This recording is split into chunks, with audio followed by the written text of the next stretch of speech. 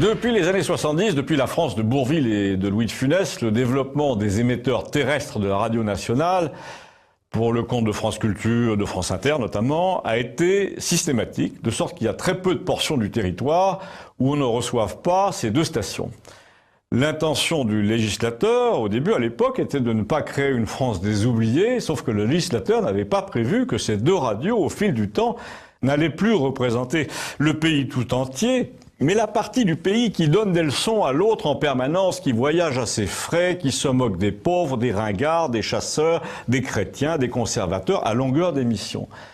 Et de fait, ces deux radios publiques, je le rappelle, donc financées avec votre argent dont on a vu récemment qu'il servait aussi à refaire des bureaux en palissandre à 150 000 euros, ont contribué à créer une France des laissés pour compte.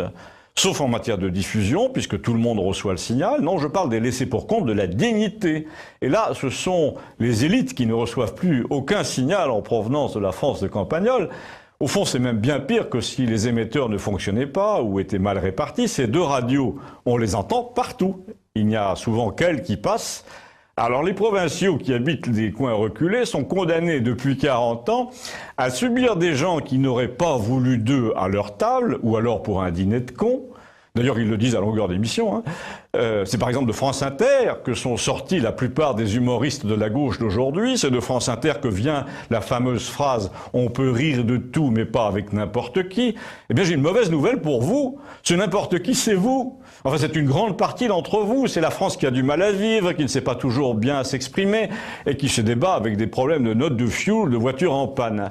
Tous ces Français qui forment au bas mot la moitié du pays quand ils allument l'autoradio entendent depuis une génération des gens qui légifèrent sur ce qu'il faut penser, qui n'habitent pas dans les quartiers pauvres, qui fondent des sociétés de production pour pomper l'argent public, qui décrètent qui est chic et qui ne l'est pas, et qui, en plus, ces gens-là, après avoir débiné les radios populaires comme RTL en 1988, par exemple, finissent par y percevoir aujourd'hui, en 2016, un salaire de 30 000 euros par mois pour raconter des blagues de Toto aux chauffeurs de taxi, soit exactement ce qu'ils méprisaient naguère sur France Inter quand ils avaient 30 ans.